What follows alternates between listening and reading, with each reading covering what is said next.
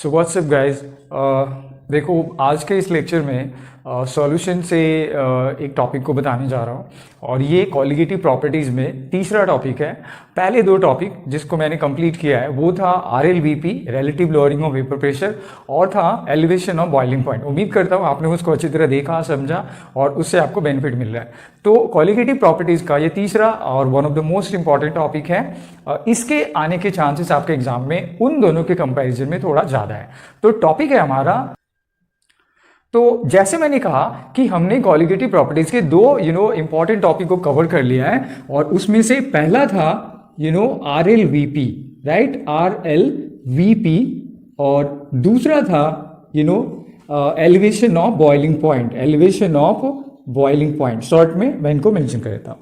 तो ये था। और आज हमारा जो टॉपिक है वो डिप्रेशन इन फ्रीजिंग पॉइंट है, depression in freezing point of a solution की बात कर रहे हैं। तो सबसे पहली चीज जो आपको इस तीसरे टॉपिक के बारे में जानना है वो ये है कि आखिर फ्रीजिंग पॉइंट होता क्या है। फ्रीजिंग पॉइंट को डिफाइन करो आप कि पहले ये होता क्या है, राइट। आप इसको बहुत यूजुअल और सिंपल तरीके से डिफाइन किए होगे, तो मैं आज एक्चुअली इसका साइंटिफिक डेफिनेशन आपको बता रहा हूं। The temperature at which the vapor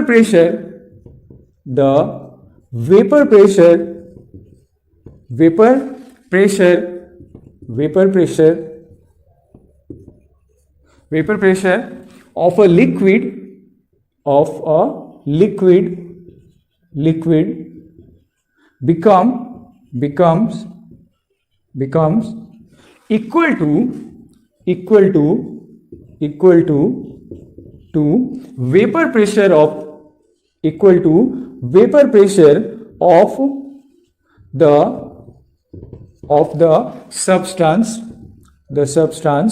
in solid state।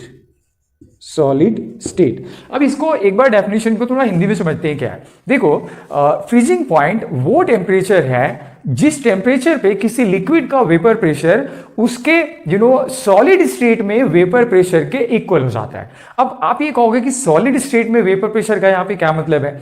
Actually अगर एक सब्सटेंस वॉलेटाइल है तो वो लिक्विड में भी वेपर प्रोड्यूस करेगा बट वो सॉलिड में भी वेपर प्रोड्यूस करेगा। हाँ, द एक्सटेंट ऑफ वेपराइजेशन क्या होता है सॉलिड स्टेट में बहुत ही कम होता है। तो मेरी बात को ध्यान से सुनो आप। Freezing point is defined as the temperature for a liquid where the vapor pressure of the liquid become equal to the vapor pressure of the substance in its solid state, right। थोड़ा अजीब सा है but first time आप सुन रहे हो, ये important है, इसको ध्यान से समझने की जरूरत है, राइट। तो अब फ्रीजिंग पॉइंट की डेफिनेशन को समझने के बाद हमें मेन टॉपिक पे आना है कि डिप्रेशन इन फ्रीजिंग पॉइंट क्या है। तो इसको जानने से पहले हमें इसके ग्राफ को समझने की कोशिश करते हैं कि कैसे है। तो आप पहले की तरह क्या करो, वाई एक्सिस पे आप वेपर प्रेशर को ले लो, वेपर प्रेशर, और एक्स एक्सिस पे आप टेम्परेचर को ले लो, टी को। अब जैसे मैंने कहा कि अगर एक सब्सटेंस, यहां पे देखते हैं कुछ और, मान लेते हैं कि ये एक कंटेनर है और इस कंटेनर में एक सब्सटेंस आपका लिक्विड फॉर्म में है, राइट, लिक्विड फॉर्म में।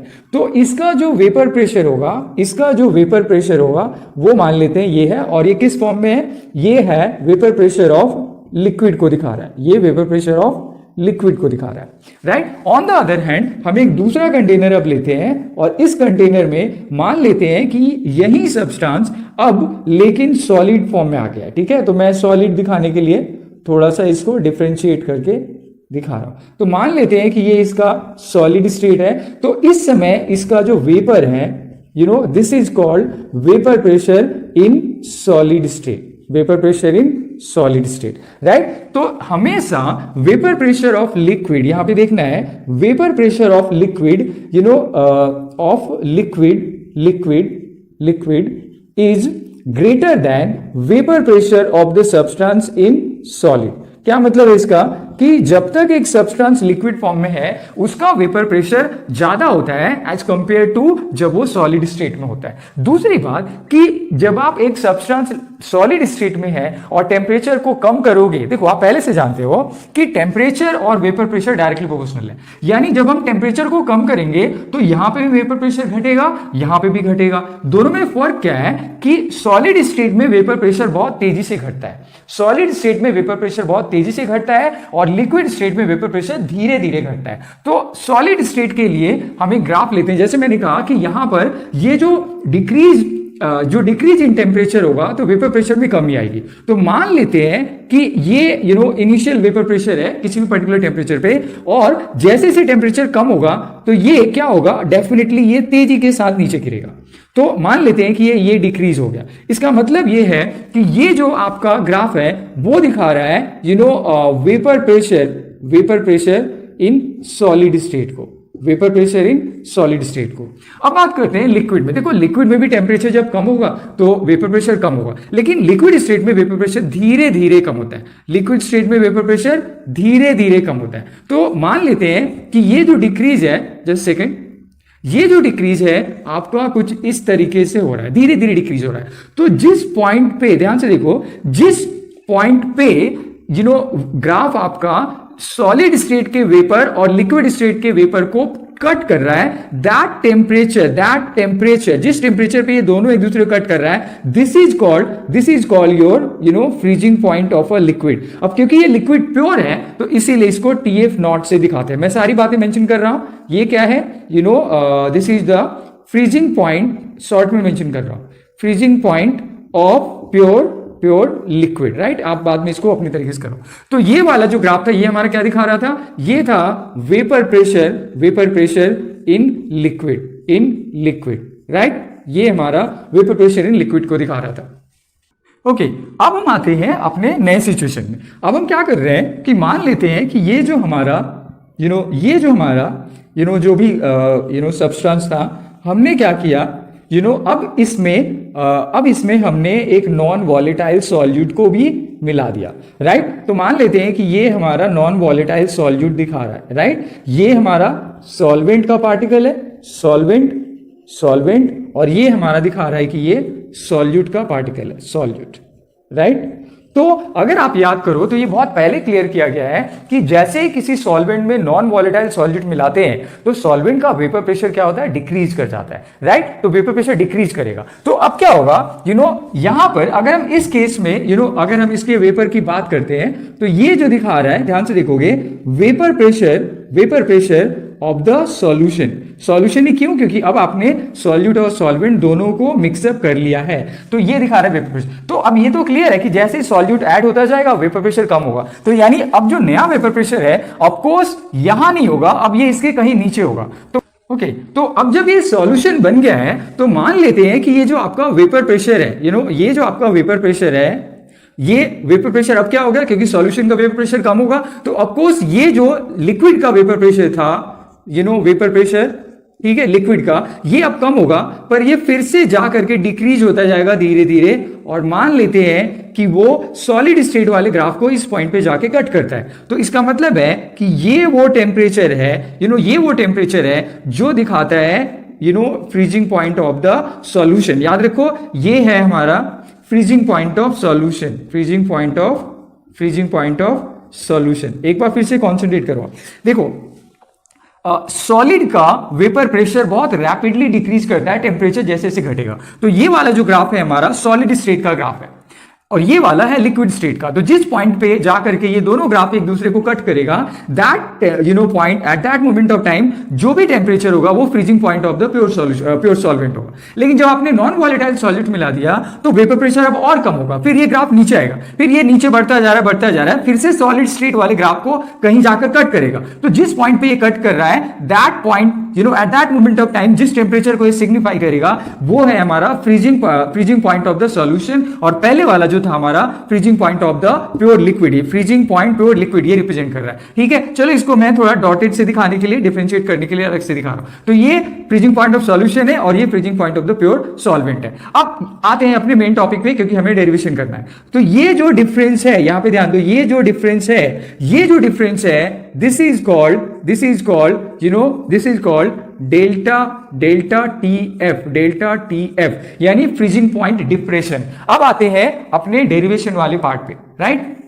तो देखते हैं क्या है। तो क्योंकि वहां पे हमारे पास है कि डेल्टा टी एफ जो कि change in freezing point of the solution है इज इक्वल टू क्या होगा, T F not minus T F, यानी प्योर लिक्विड का फ्रीजिंग पॉइंट जो कि ज्यादा है माइनस सॉल्यूशन का फ्रीजिंग पॉइंट जो कि कम है, राइट? बट अब एक और चीज पे आकर बात करते हैं कि ये जो डेल्टा टी एफ है, ध्यान से देखना है, डेल्टा टी एफ जो है ये क्यों चेंज हुआ, बिकॉज हमने सॉल्यूट मिलाया, राइट? यानी delta T F is directly proportional to concentration of the solute, यानी सॉल्यूट के कॉन्सेंट्रेशन की वजह से ये हमारा चेंज किया। तो आप फिर से याद करो, जब भी कॉन्सेंट्रेशन की बात करते हैं तो molality is considered more convenient, यानी आप बाकी जो है टेम्परेचर इंडिपेंडेंट प्रॉपर्टीज की जगह मोलालिटी को प्रेफरेंस देते हो। तो हम फिर से वही करेंगे, delta T F is directly proportional to molality of the solution, right? मैं लिख देता हूं so that you don't get confuse. हम बात कर रहे हैं किसकी, मोलालिटी ऑफ द सॉल्यूशन की बात कर रहे हैं, राइट? अब इसको फर्दर आप सॉल्व करते हैं और फिर देखते हैं क्या है। So delta T F is equal to of course एक प्रोपोर्शनैलिटी कांस्टेंट, और वो यहां पर है के एफ, जो बॉइलिंग पॉइंट में के भी था अब वो के एफ है, जिसको हम क्रायोस्कोपिक कांस्टेंट भी बोलते हैं और depression in freezing point constant भी बोलते हैं। तो delta T F equal to K F multiplied by molality जो कि एम है। अब इसको हम और सॉल्व करते हैं और तब हमें फाइनली हमारा इक्वेशन मिलेगा, delta T F is equal to K F. देखो m को आपको सॉल्व करने के लिए ज्यादा परेशान नहीं होना है। N2 क्या था आपको याद होगा, सॉल्यूट के लिए N2 divided by W1 mass of solvent in KG में करने के लिए आप यहाँ पे 1000 से मल्टीप्लाई कर दो, राइट? अगर ये ग्राम में है तो ऑफकोर्स ये ग्राम में होगा क्योंकि आप बहुत सारा सॉल्यूशन नहीं बना रहे हो। अब इसको और अगर आप सॉल्व करते हो, delta T F is equal to, तो ये हो जाएगा K F freezing point constant multiplied by, अब देखो number of moles of solute की बात हो रही है, तो ये होगा W2 into 1000, right? Divided by given mass upon molar mass, तो साथ में क्या हो गया M2 इंटू W1, और W1 किस में है, ग्राम में, राइट? तो इस तरीके से ये आपके पास एक इक्वेशन निकल के आ जाता है जो डिप्रेशन इन फ्रीजिंग पॉइंट को कैलकुलेट करेगा। अब आकर बात करते हैं कि ये केफ है क्या, राइट? जैसा मैंने कहा कि ये जो केफ है हमारा, this is called cryoscopic constant,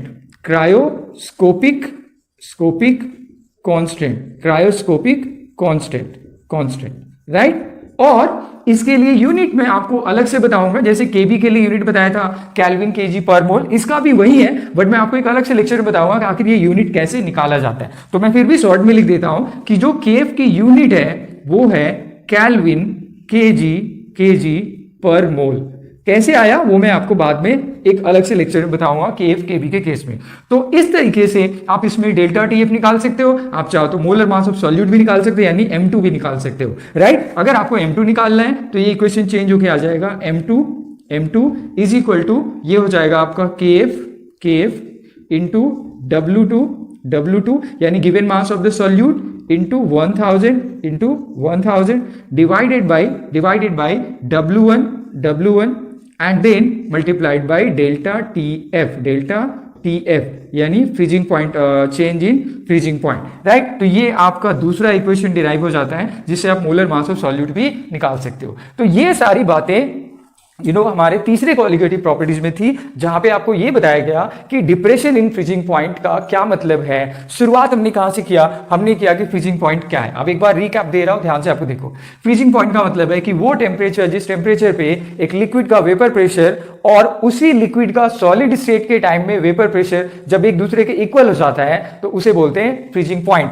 यानी जिस टेम्परेचर पे सॉलिड स्टेट का वेपर प्रेशर का ग्राफ और लिक्विड स्टेट का वेपर प्रेशर ग्राफ जिस पॉइंट पे आकर मिल जाता है, इक्वल हो जाता है, that point of temperature is called freezing point of the pure solvent. ठीक है, फिर उसके बाद हमने बताया कि मान लेते हैं हमने अब उसमें सॉल्यूट मिला दिया, नॉन वोलेटाइल सॉल्यूट मिला दिया, तो फिर क्या होगा, आप बहुत पहले से कर रहे हो कि जैसे ही सॉल्यूट मिलाओगे वेपर प्रेशर डिक्रीज करेगा। तो फिर से क्या होगा, आप जैसे टेम्परेचर डिक्रीज करते जाओगे ये ग्राफ कहीं ना कहीं जाकर के इस ग्राफ से जाकर के मिलेगा। तो मान लेते हैं वो यहां पे मिला, तो जिस पॉइंट ऑफ टेम्परेचर को ये दिखा रहा है this is your freezing point of the solution, right. और इन दोनों के डिफरेंस को डेल्टा टीएफ यानी depression in freezing point, this is what called depression in freezing point. फिर हमने ये देखा कि डिप्रेशन इन फ्रीजिंग पॉइंट का मतलब है कि depression TF not minus TF. मैंने टीएफ नॉट माइनस टीएफ क्यों किया, क्योंकि ये बड़ा है, इसकी वैल्यू ज्यादा है और इसका कम है, राइट। तो डिफरेंस निकालने के लिए फिर हमें पता चला कि ये जो चेंज इन फ्रीजिंग पॉइंट आ रहा है वो सॉल्यूट की वजह से आ रहा है, यानी concentration of solute is directly proportional to change in freezing point.